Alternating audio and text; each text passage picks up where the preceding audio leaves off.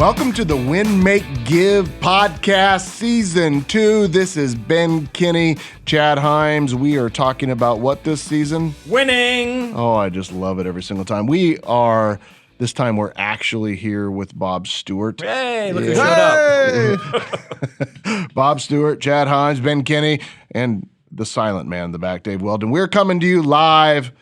Not live. You're listening to this recorded. I take that back. We're live. Yeah. We're live right now. Right now? All of us? Holy crap. You know what? Bob had an idea today to talk about a subject that I think probably goes through a lot of our minds. Bob, why don't you introduce us to today's subject? Yeah. So today's subject is going to be the hard truth of business, Ben. A lot of people want to start a business. A lot of people that listen here have started a business. Yep. They're thinking about it, right? They've got a job right now and they've got some idea. They want to become an entrepreneur. And beyond just the simple, numbers, right? That 27 or 20% of businesses will fail in the first 2 years, 45% will fail in the first 5 years, 65% will fail before they get to be 10 years old, right? You're depressing me, Bob. Yeah, there's a lot of failure as an entrepreneur, but let's say you decide you want to make that transition in your life, in your career. There are some hard truths, Ben. Some things that, I know you don't get up every day. When we created a list of kind of some of these hard truths that I want to ask you about. We want to ask you about, because some of these things on this list, I know you don't get up today going, man, I really hope that there's a bunch of people out there that hate my guts, or man, I get to fire somebody today. This is going to be awesome. There's all these things that as the leader, the business owner, the entrepreneur, that you come across almost on a daily basis that are just challenging. So I thought we'd take today's episode and we'd kind of, try to scare people away. The hard truths. Yeah, right? but to make sure people realize what they're getting into if they decide to go down this path. Or what they're already in the middle of? Yeah. Right. Which sometimes they're avoiding some of these things, right? Because they're not comfortable doing them, but most of these things are things that at some point you're going to have to do or face. Okay, I like this. This is a good idea. We're going to rename this episode "The Shit They Don't Teach You in College." There it is. There you go. Right, right. All the things that they don't come in the leadership books. Yeah. Not the list that you put together, Bob. Yeah, the business school didn't talk. I went through business school. They didn't tell me once that I was going to have to fire somebody one day. That was not a part of the class, Yeah, right. This reminds me of one of my favorite books, The Hard Things About Hard Things, or The Hard Thing About Hard Things. I think it was by Ben Horowitz. Chad will back up my statement there. Yeah, you're absolutely correct. Nailed it. There you go. Okay, awesome. Okay, so the stuff they don't teach you about in college, the hard things about hard things. What were you calling it, Bob? The hard truths of business. The hard truths of business. But I like it. shit they never taught you in your MBA program. Okay, we're going to save everybody $100,000 on an MBA. There it is. And they're going to dive right into the nuts and bolts of business. You can send your thank yous to my Venmo account. That is at no, I'm just kidding. All right, you ready for number one? Bob already mentioned one in there, right? You already mentioned one in there. And Ben, let's hear it from your take on this. Did you notice that we switched the order? Yes. Okay. And he mentioned right off the bat already that not everyone is going to like you. What? I thought friends aren't just for Facebook? No, not everyone is going to like you. Talk a little bit about that, what that's like. There's been some friendships along the way, and we're not even talking friendships. We're talking even the people in the workplace as well. Well, and I'll even set this up a little bit further for you, Ben, because I can't even count how many people over the years have told me I didn't like Ben. I didn't used to like Ben. Yep. And most of those people, by the way, before they ever met you, right? They'd never met you. They saw you on a stage somewhere or listened to you somewhere or something. They thought, I don't know, something about this guy. By the way, every one of those people who's ever said that to me was saying it in the context of, I actually like this guy a lot. I just didn't think I liked him. But you're going to have people that you know. For me. There's hope for me for all those people who don't like me? No, okay. Chad, there's no hope for you. Some people are not going to like you that you're involved with. Some people are just going to be on the outside hating you. They don't even know you yet, but people aren't going to like you. Talk about that hard truth. I remember John Maxwell story that he told at one of his events once that I got to go to, and he said tall trees get hit by lightning. I don't know if he stole that from somebody else or that's his, but when you do good in business, your competitors aren't going to like you. It's impossible sometimes to build a big business where every one of your customers is going to like you. It's also tough to hold employees accountable and expect them to live up to their potential and have them always like you all the time. And I had to find this balance in my world where my people knew that I cared, but it didn't mean that they had to like me all the time. In fact, it reminds me of one of my favorite YouTube videos of all time, the Art Williams "Do It" speech. And yes, you used to show that again. It's not the type of "do it" that we're thinking about today. Like it is a great video. You guys should all go watch. Spend 25 minutes of your day today and watch the Art Williams "Do It" speech. I'll put a link to it in our Facebook group. So facebook.com/group/win-make-give. When we drop this episode, I'll put a link to that. Awesome. So in part of his speech, Bob, he says, "I love my wife, but I don't like her all the time." And he starts going on this dialogue about how she doesn't put the cap on the toothpaste, and it gets that little crusty ring of toothpaste on the end that when you squeeze it, it little comes out and it's disgusting, right? She drives me bonkers, he says.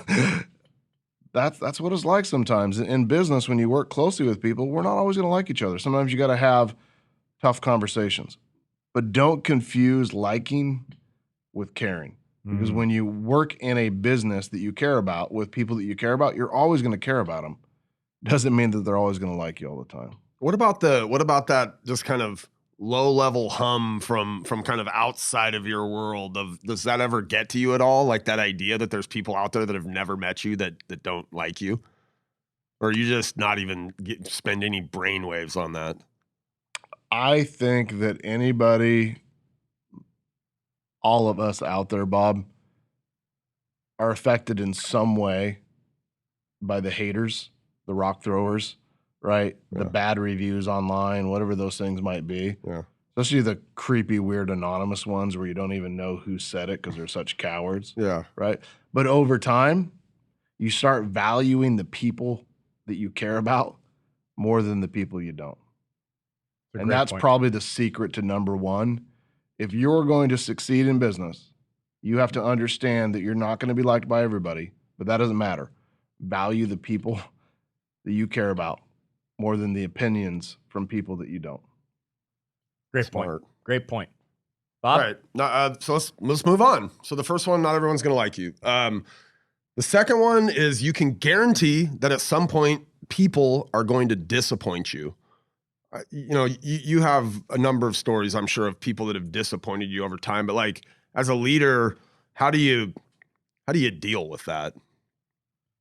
It's so much better than fear in some ways. Like you can use disappointment as a motivation. I think a lot of my people will work harder just to not disappoint us than they would to, for money or something else. But here's the thing that I found is that I can't make my goals, my motivation, my dreams, and my desire, my work ethic everybody else's. Not everybody wants the same things out of life. Not everybody is willing to live up to their own potential, and not everybody's going to live up to the potential that I have, engraved in my mind around who that Chad is going to be or who that Bob's going to be. It's going to be like a podcast about books because we read so much. But, in The Untethered Soul, they said that people don't disappoint you. Our expectations of them do. So think about that. Like every time you're mad at your spouse or somebody else that did something wrong or whatever, it wasn't them that did it. They didn't do it on purpose. It's our expectations of them that's truly the thing that's letting us down. And the empowering thing with that statement is that because it's our expectations, it's something we can change. We can't change their actions. Just understand that over time, as you get into business with more and more people, they're not always going to live up to your high standards. And I might add, they won't all live up to your unrealistic standards. Like sometimes in leadership, we feel like we can make mistakes, but nobody else in our world can. That's a great point. The other thing that my brain tosses out after listening to you there is if our expectations of people are what ultimately disappoint us, are we clearly conveying those expectations to them, right? And you talk a lot about those kind of crystal clear conversations and the expectations and everybody making sure everybody else knows kind of what's expected of them. So Like, are you even communicating those expectations? Are they just living up in your head and now somebody's disappointing you, not even knowing how they could have not disappointed you? It could be the lack of clarity for sure, right? Or the lack of us being a good leader. In our other episodes, we call it the fiduciary duties of a leader. Yep. Right. Yep. Bob, have you ever had that time when Ben just shakes his head slightly back and forth, gives you that look that he's got and says, I'm so disappointed. Well, he just did it to me, like, Chad. He just did it to me like 5 minutes before we started this episode. He even threw in some shame around my children into the mix. So, yeah, I've been there. I'm still recovering. We all managed to disappoint people at a time, sadly. All right, Ben. So as we were talking this out, what was one of those things you threw at us that ended up as number 3 on the list as one of those hard truths of business? It's going to cost more and take longer.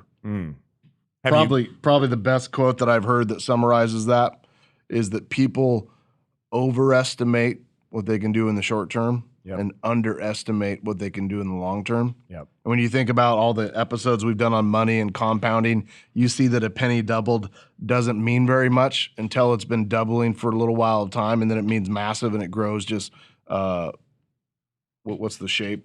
Hockey stick? Like a hockey stick. Yeah. Thank you Rocket for that. taking off. Yeah. Things always cost more and take longer. If you ever remodeled a house, you know that. You ever built a house, you know that. You ever built a business from scratch, you know that. You ever trained a new employee, you actually know that. But when you're getting into business, your optimism outweighs the facts and the research. So we have to be careful that you don't get caught in the hard of it's going to take longer and cost more. So now I just plan for it. And then I don't get disappointed. My contractor, who's awesome guy, love him, been working with me for 10, 11 years, does remodels, fixes up homes for us. If he tells me 3 months, I know it's going to take 6. I'm just okay with it. That's Uncle Steve. That's what he does. He takes 6 months instead of 3. But I'm okay with it. And it's probably going to cost more. There's something else behind the wall that we've never seen before. When we tear open that wall, there's, oh my gosh, sort of situations. And we take time to fix it. What about in business specifically? I mean, when you decide you've got a project for the team or when you've got something you want to get launched, do you in your head say the timeline is 2 months, knowing 4 months is what it's really going to be? Or do you say 2 months and say, 6. Hey, everybody hurry up? So it doesn't take 6. I always push the deadline all the time. Right. I give deadlines all the time. And, hopefully they're not listening to the podcast. Sometimes they're entirely arbitrary or artificial. Right. But I'll pick something. We have a conference coming up in 30 days. We need to have these 5 things released for that event. It gives everybody something that they're working for, right? Some timeline. And just for those listening that hear that, know that Ben is also a master at dodging the accepting of a deadline when some of us try to throw them at him. Because it's your deadline, not mine. There it is. All right. So it's always going to cost more and it's always going to take longer. And we should kind of plan for that and expect that that's the case. Number 4, like you have this, what do you say? Like when I give you a potato, I don't want a potato back. I want French fries back. But like ultimately though, you can just kind of accept the hard truth that every responsibility is in some way going to fall back to you. First off, why is that the case? And then second, what do you do about that? Yeah, when you're the business owner, at the end of the day, it's your business. If it's failing or succeeding, it's your fault. It's not who you hired. It's not the economy. It's not the market. It's literally your fault. So I have to understand that at the end of the day, it's my responsibility for the success or failure in everything in our business. Now, I can try to get other people in our world to have, we'll quote another book, extreme ownership. But I found that, there's a very select amount of people that have the same amount of ownership as I do, 7 days a week, 24 hours a day at 1 a.m. when a customer has a problem or when we have an issue. And, I have a lot of people that work in our world, Bob, but I bet you and I could count on, I don't know, 2 or 3 hands, the go-to team that we would pick out of, I don't know, thousands of people that work in our related companies. Yeah. That are all in, that take responsibility. But at the end of the day, they don't have to make payroll. One of my favorite things to do is hire somebody that's had to make payroll, Chad. It's a burden. When you knew that if payroll doesn't get made, you're taking it from your savings or you're borrowing it. Yep. It just gives you a little bit different form Just of saying that accountability. back in my real estate, Brio Realty. Oh gosh, every time that payroll would come up, and I'm looking at the bank account, I'm like, where's this coming from? Oh yeah, Yeah, because when it's your business, you're the last one to get paid. yeah. If you're a decent leader, right? Yeah. You make sure everybody else gets paid. And sometimes, right, as we go back to the last one, it takes longer and you work a long time without getting paid. So let's go to the one on that follows right on what you're saying there, Ben, which is that other people depend on you, right? You're talking about that right there, that you've got to get them paid. Other people depend on you. Talk about what that feels like to be in that position truly of other people having to depend on you. Chad, have you ever let yourself down? Sure. Yeah, you ever done something you probably regretted? Many of those things. Yeah, both of us, right? Yep. I remember one time when Chad and I lived together, we basically lived on Dairy Queen Yes, sir. Blizzards. Right? It's really easy to let yourself down when nobody's watching. But for me, one of the biggest drivers of our career has been hiring that first person to work in our business, and then the second and the third and the fourth or the fifth. Because when I know other people depend on me, I'm going to show up even when I don't want to. Mm-hmm. When it's just me, it's easy for me to say I'm not going to work out, or I'm going to have a burger, or I'm going to get Dairy Queen, whatever that might be. Yep. But it's hard for me to let somebody else down. So it's a gift, and it's hard, Bob Stewart. Knowing that other people depend on you is hard. It can feel like a burden. It can also feel like a gift because it helps you become a person that you wouldn't be otherwise. Okay. All right. So let's move on. This next one, like, I want to say this the right way, because you're so good. Obviously, you have feelings, right? Like, we all have feelings, but I think you've just done a masterful job of kind of putting your feelings like in the back seat, because the hard truth is your feelings don't really matter. Right? Like, you have them, but a lot of times you got to kind of tuck them away somewhere and make decisions, hire or fire somebody based on like evidence, data, like things that aren't just your feelings. So talk about like kind of putting your feelings to the side. The first thing that comes to my mind is, Bob? What's that? Feelings. We almost made a whole Nothing but feelings. Ooh, wow, that was the last thing that came to my mind. Thank God. Thank you. Yes. I read a quote once that said, I love people. I want for them the very best. But sometimes people don't give their best and they put the mission in jeopardy. Basically, you cannot have the entire gander go down because of one goose. Does that make sense? Yeah.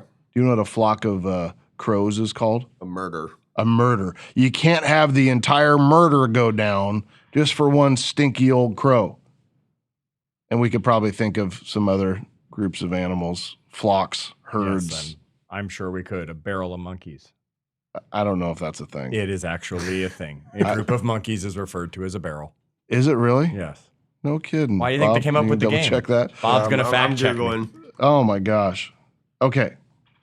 Your feelings don't matter. It's a tribe or a troop, by the way. Chad just made that shit up right there. Bob, I sold that so well. This is like a gigantic game of BS. Here's what we're saying. Don't confuse the fact that you have to do something with the fact that you don't care. It's kind of a reoccurring theme in this list, right? Sometimes you have to put your feelings or your friendships on the side for the sake of keeping everything together and saving the most amount of people. That makes sense? Yeah.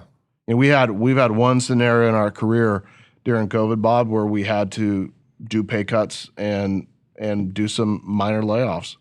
But it was, if we didn't do that and things got much worse, it could have cost everybody. And you had to make tough decisions. And, we made it right over time, and we've actually hired a bunch of those people back, and it was great. And we did the right thing, and it was hard. But I was awake all night, right? It hurt. But that day I came in and I just did what I had to do. And we all hand called every single person and said, today's a tough day, but we figured it out. Right? Absolutely. Right. All right. I think this next one, Chad, would be like an extension really of the fact that every responsibility falls back to you, which is you own every failure. Yeah. How do you just, what's your mindset going into like literally every day, knowing that any failure that happens across our entire organization with the hundreds of thousands of people that are touching the business, like ultimately you own that thing and it's your name kind of on it.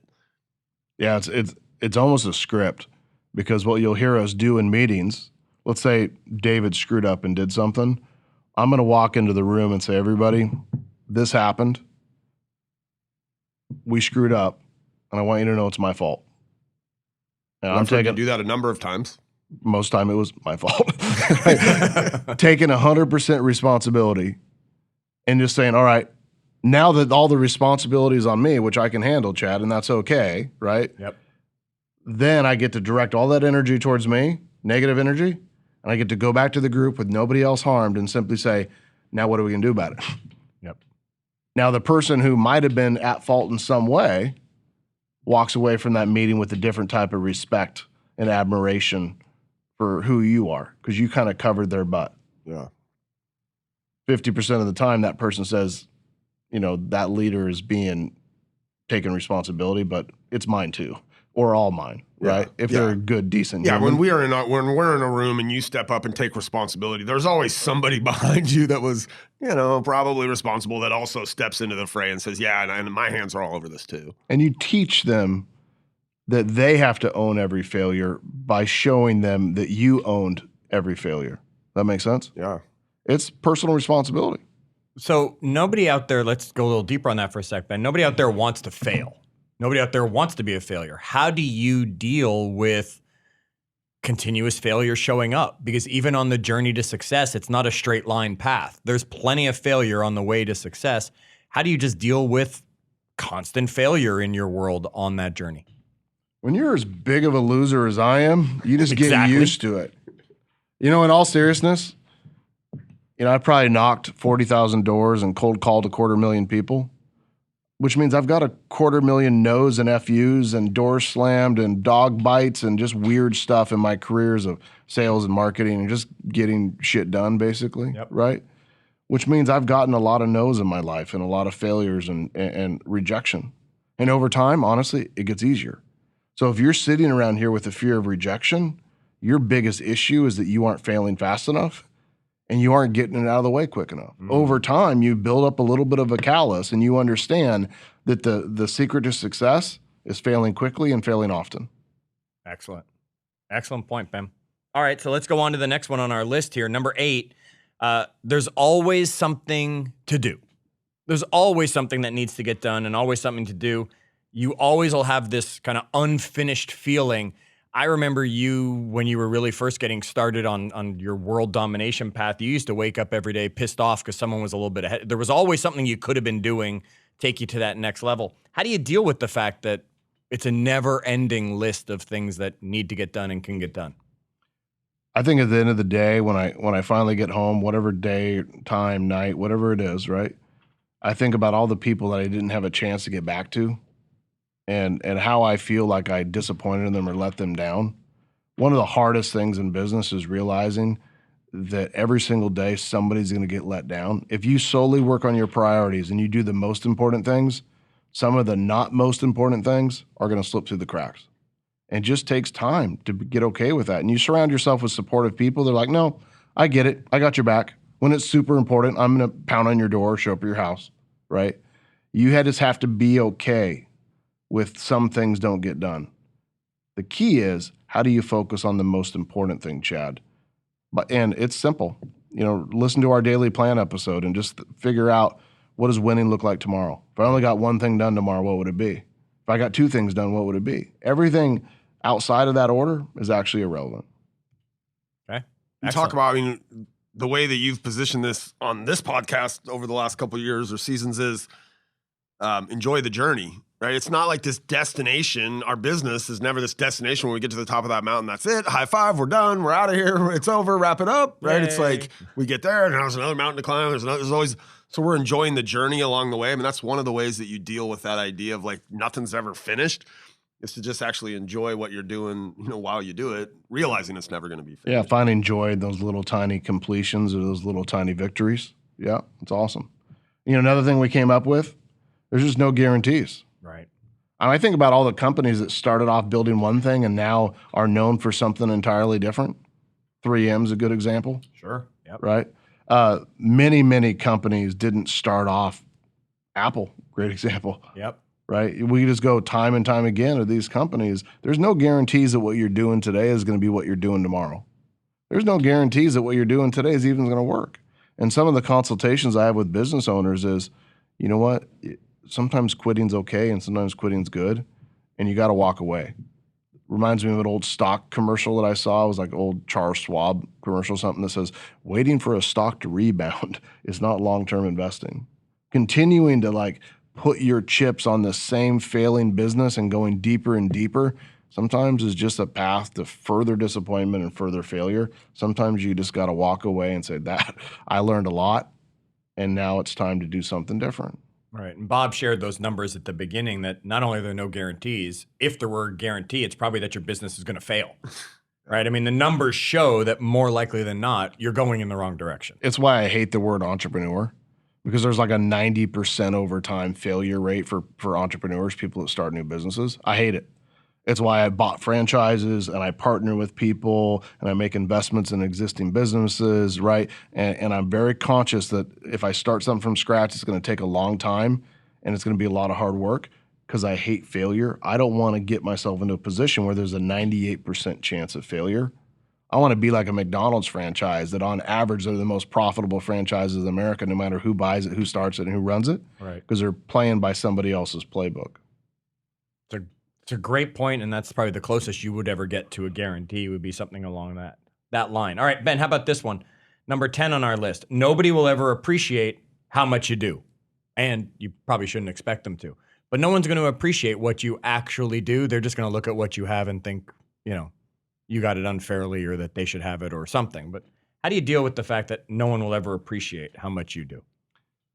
I think one of the secrets to long-term success in leadership is finding a way to control resentment and understand that you'll do nice things for people who will pack up in the middle of the night and leave. You'll do nice things for people that will steal from you, right? You will buy people dinner and do other things, and they will never say thank you.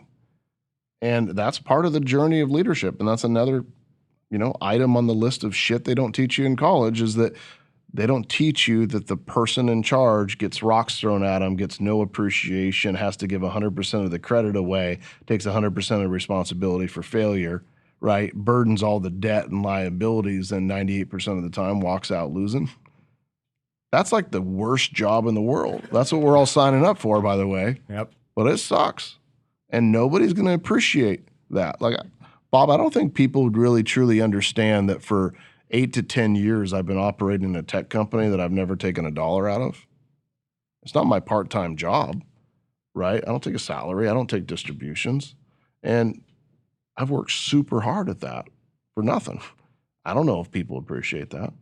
I don't know if they appreciate that we give my cell phone number out when there's issues, right? Or if I take an hour out of my day when they don't realize that how many other things I have to do, and because I did that, I'll probably be up till midnight. I don't know if they appreciate that. My guess is they probably don't. That's okay. I don't need them to know that, right? I appreciate the opportunity to serve. What I've found kind of in this similar, what I've found for me is it really only takes just a little bit, and maybe this is my personality, but just every once in a while here and there that they're appreciative, right? Like those things just sing, right? So when you get the bag of banana runts, even though you're not going to eat the bag of banana Please do not. runts, They're still in my pantry. You realize you're appreciated, and you just get those little things throughout time that kind of keep you going. You don't need them necessarily, but they're that signal that there's people out there that appreciate it. Yeah, for sure. And you'll get a small group of those people, but they'll carry the weight of others sometimes. That's right. For you That's in that right. situation. That's right. All right. So your personal relationships are going to suffer. Some of them will probably end. These are going to be relationships that you had long before you got into this business, right? Like, how do you deal with that idea that just things are going to change in your personal world? Well, I'd say that advice that people give you about don't get into business with your friends or family, I think is completely wrong because my dad works here, my sister works here, you guys are my close friends. Like I actually believe in surrounding myself with friends and family. They have my back, and I trust them with everything. Right? Doesn't mean that it doesn't put pressure on the relationship. And at some points, you have to say, is the relationship with my friend or my family more important than their role? And it might mean in some company situations, I have to hire more people because you have this one particular person who's your friend that, doesn't quite carry their weight, but your friendship's worth more than that. If not, you'll understand that some of these relationships will dissolve or they'll change over time.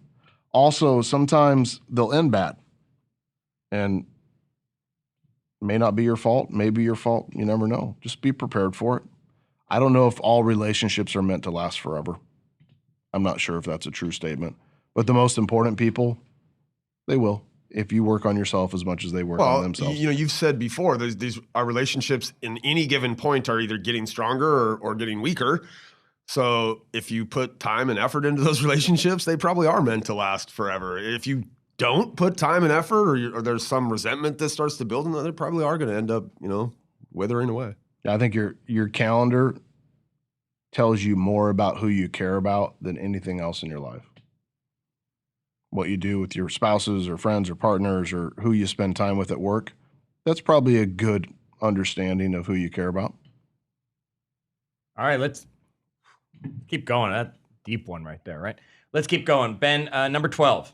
You might need to replace yourself along the way because you might be the bottleneck. Talk about that one for us. Well, we have a new company that we built called Place, and it's a big company. It's growing massively right now. We don't have a CEO. Now, it could be my co-founder, Chris, could be me. We kind of take on the responsibilities of things, but we don't have a CEO. Like, we are very much prepared mentally that we may not be the right person to take that business to its full potential. Doesn't mean we aren't going to contribute or we're going to walk away from it. It just means in many ways, we're not the right person for a lot of tasks that big companies have to do, and we're okay with that. In order for you to grow and promote yourself, you do have to replace yourself. So many people get stuck in their income brackets or get stuck in their companies being small because they don't ever replace themselves, and they're the janitor and they're the salesperson and they're the customer support and they're the product designer and they're all these things. And that's a pathway to having a super small business. Okay. Bob, you ever been in a situation of replacing yourself? I'm kind of there right now. Yeah, I mean, I've been there, active reign. I've had to walk away from kind of being the face of that community and replace myself. Yeah, there's definitely been. It's hard because a lot of times the things that you're doing that you end up having to replace yourself around are things you actually enjoy doing, right? So it's probably easier to get to leverage the things off your plate that you really didn't like, but ultimately and eventually you are going to have to give up things that you actually enjoyed doing. And for me, that was the hardest part. And Ben, what's the feeling that comes along with it when you replace yourself the way Bob's talking about that? You have to then realize that maybe somebody's as good or better than you at doing what that job was if you've replaced yourself well. How do you deal with that of saying, oh, wait a minute, it wasn't me because this person's as good as I am doing that job or filling that void? How do you deal with the feelings that come along with that? Well, like, how does he set his ego aside so that he can be okay with somebody coming in and doing a better job than he would do? I assume that's pretty easy. I think my entire goal in life is to hire people that are better than me in lots of areas. Yeah. And to work hard to make sure that I'm not irrelevant in the company by continuing to learn and figure things out and push us forward. I may not have any skill set at the end of this entire journey that we go on, guys, but I will have the personality to and skills to simplify things and keep pushing. I may not even know what the people are doing in front of me, but I'm going to be standing behind them, gently pushing. Say, keep going, we got this. Okay. Right? And when times are needed, I may put on my kilt, paint my face blue, run to the front and say, follow me, we got this. I'm prepared for that. No battle cry there, no freedom scream that you were setting up for at that moment? Just checking. Come on, you got it. Freedom! You got it. I think you did good there. You nailed it. You nailed Bob, it. we got one We'll more. wrap it up. Number 13, we'll let you guys go on your way and let you, sit back and think, do I really want to do this? Like, I'm in the middle of it right now, or I'm thinking about starting it. Like, do I want to deal with all these hard truths, right? The last one, and for me, it's probably been the hardest thing in my career, is you're going to have to fire people. You're going to have to fire people. I feel like there should have been a class in college about the best way to do this, but how do you deal with that, Ben? Like, People don't write books about it. There isn't classes about it. They don't talk about it in college, right? Letting somebody go with class and allowing them to walk away with integrity and self-esteem and hope that they can find something else, yet still doing what's best for your business. It's hard. Let's be clear. That's two different things. The firing with class and integrity, because it's actually pretty easy to come in and say, Bob, you're useless, you're out. well, if Right. you're a psychopath, I mean, if you have Not any the way to do feelings it. or any compassion for people or any empathy, like it's not easy to do that. Which is but- what we're asking you to talk about there, right? It's the firing people with class and integrity. How do you do it? I think that you walk into the situation being willing to be generous, being willing to take responsibility, being willing to apologize, and being willing to offer support into whatever the next venture is. In fact, I sometimes do severance packages for people I have to fire, not even necessarily for them, but as like a punishment to me for being a bad leader or not hiring right. Because I understand that every person I fire, it affects their lives and their livelihood and their mortgage payment and their rent and their kids and their food and everything. So I take it super seriously. Over time, it gets harder because when you work with people for a long time and it's just no longer a match, you aren't just firing people, you're firing friends. And if you spend as much time at work as we all do, then you're firing family in many ways, right? And you're not just losing that person. Everybody else is losing that person too. Yeah. And they look at you and say, well, why'd you do that? And sometimes legally, you may not be in a position where you can explain what that person did. And sometimes people put themselves in positions where legally you didn't have a choice. You had to part ways with them, but you can't ever tell them that. So you just got to take those rocks and say, I know, I understand. This individual had to move on to the next opportunity. It was out of my control, and just be okay with that. When I look at these 13 items, not everybody's going to like you. People are going to disappoint you. It's going to cost more and take longer. Every responsibility falls back on you. Other people depend on you. Your feelings don't matter. You need to own every failure. There's always something to do, and you're going to leave you feeling that you had things unfinished.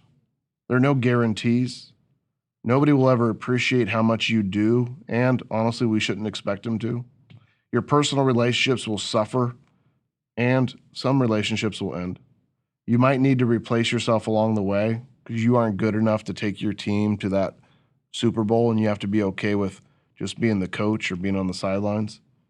Lastly, you're going to have to let people go and part with people with class, fire people. These are hard things. These are the shit they do not teach you in college. These are the stuff that nobody talks about, but these are the things that you will deal with if you build a big business and a good business. These are all things that you're going to have to handle. If you don't want to do it on your own, get a partner, share the burden, or get a job and work for somebody and make them do that stuff. Either way, you want to have a big life, you need to get good at this 13. Is there a 14th on the list? If there is, come join us in our Facebook group, facebook.com/group/winmakegive. Let us know if we missed a hard truth you've learned along the way or you believe you want to share with other people when it comes to success in business and leadership. Till our next episode, make sure you visited us at our Facebook group. Make sure you shared this episode with someone who's had the conversation about going into business for themselves, so Ben, Bob, and myself can share with them the shit they never learned in college along the way. And until that time, remember, do good.